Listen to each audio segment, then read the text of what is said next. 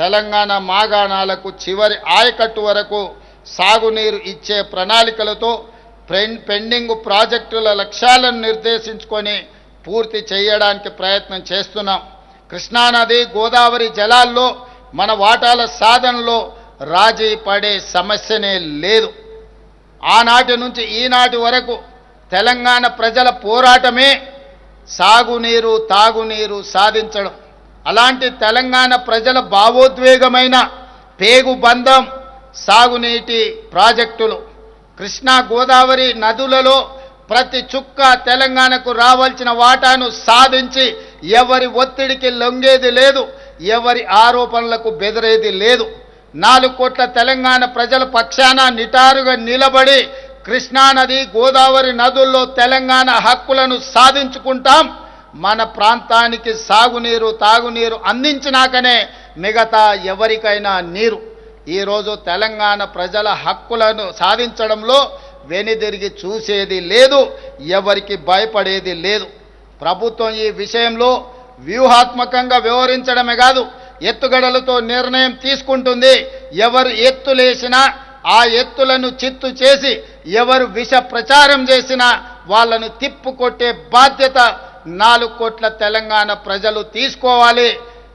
మీరు అందరూ ఈనాడు పండిత్ జవహర్లాల్ నెహ్రూ గారు నిర్మించిన నాగార్జున సాగర్, శ్రీశైలం, శ్రీరామ్ సాగర్ లాంటి ప్రాజెక్టులు ఆనాడు మొట్టమొదటి ప్రధానమంత్రి ఎడ్యుకేషన్ అండ్ ఇరిగేషన్ అనే విధానాన్ని తీసుకొని ఆ రోజుల్లోనే మొదటి ప్రధానమంత్రి మన ప్రాంతంలో సాగునీటి ప్రాజెక్టులను నిర్మించడం జరిగింది.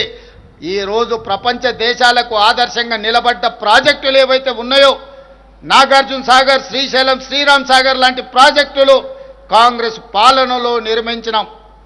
కానీ గత పాలకులు నిర్మించిన ప్రాజెక్టు 1,00,000 కోట్ల రూపాయలు ఖర్చు పెట్టిన ప్రాజెక్టు కట్టడం కూలడం 1,00,000 కోట్ల రూపాయలు గోదావరిలో కలవడం మన కళ్ళ ముందే జరిగిపోయింది. కాబట్టి ఈరోజు దృష్టి మరల్చడానికి కొంతమంది కొన్ని సెంటిమెంట్లను రగల్చి తద్వారా రాజకీయ ప్రయోజనం పొందాలని ఏదైతే చేస్తున్నారో ఈ కుట్రను తిప్పికొట్టవలసిన బాధ్యత తెలంగాణ రైతాంగం మీద ఉన్నది. ఆనాడు ఈ ప్రాజెక్టులు నిర్మించిన కాంగ్రెస్ ప్రభుత్వానికి పూర్తి బాధ్యత ఉన్నది, అవగాహన ఉన్నది. పరిపాలనలో అనుమతులు తెచ్చుకోవడానికి అవసరమైన ప్రణాళిక ఉన్నది. ఈ ప్రణాళికలను అన్నిటిని కూడా అమలు చేసే చిత్తశుద్ధి, ధైర్యము ఈ ప్రభుత్వానికి ఉన్నదని నేను తెలియజేయడానికి సంతోషిస్తున్నాను. ఎవరు ఎన్ని కుట్రలు చేసినా కుట్రలను ఛేదించుకొని గోదావరి నదీ జలాలలో రావాల్సిన వాటాను సాధిస్తాం. కృష్ణా నదీ జలాలలో పూర్తి చేయవలసిన ఎస్ఎల్బిసి, పాలమూరు, రంగారెడ్డి ఎత్తిపోతల పథకం లాంటి డిండి లాంటి పథకాలను పూర్తి చేసి దేశానికే ఆదర్శంగా నిలబడే విధంగా తెలంగాణ రాష్ట్రంలో పరిపాలనను అందించి ఈ దేశానికే తెలంగాణ ఒక రోల్ మోడల్గా ఈ దేశంలో నెంబర్ 1 రాష్ట్రంగా తెలంగాణ రాష్ట్రాన్ని తీర్చిదిద్దే బాధ్యత ప్రభుత్వం తీసుకుంటుందని మీ అందరికీ తెలియజేస్తున్నాను మిత్రులారా. అదేవిధంగా మన బలం హైదరాబాద్, మన బ్రాండ్ హైదరాబాద్ నగరం. 400 పైచిలుకు సంవత్సరాల అనుభవం, కులీ కుతుబ్షాయి, నిజాం నవాబుల నుంచి గత పాలకుల వరకు హైదరాబాద్ నగరం ప్రపంచానికి ఆదర్శంగా నిలబడ్డది. గోల్కొండ కోట కావచ్చు, చార్మినార్ కట్టడాలు కావచ్చు, ప్రపంచానికి ఆదర్శంగా నిలబడ్డ కట్టడాలను నిర్మించి ప్రపంచంతోనే పోటీ పడే నగరంగా కులీ కుతుబ్షాయిలు, నిజాం సర్కార్లు ఈరోజు మనకు ఆదర్శంగా నిలబడ్డారు. వారి స్ఫూర్తిని తీసుకొని ప్రపంచ వేదికైన హైదరాబాదు నగరంలో హైదరాబాదు బ్రాండ్ ఇమేజ్ను పెంచడానికి ఈ బలాన్ని మరింత బ్రాండింగ్ చేయాలన్న ఆలోచనతోని మేము గుర్తించి ముందుకు వెళ్ళాం. అందుకే పలు అంతర్జాతీయ ఈవెంట్లను హైదరాబాదులో నిర్వహించేలా నిర్ణయాలు తీసుకున్నాం. మీకు తెలుసు, ఇటీవల ప్రపంచ సుందరీమణుల పోటీలు, 72వ సుందరీమణుల ప్రపంచ పోటీలు మన నగరంలో నిర్వహించుకున్నాం.